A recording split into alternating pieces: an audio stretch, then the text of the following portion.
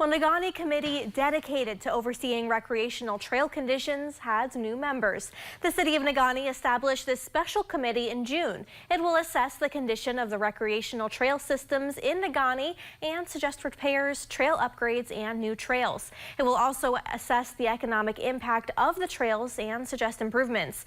Yesterday, City Manager Nate Heffron appointed 7 members to the committee. We want to have a good representation through these 7 different members.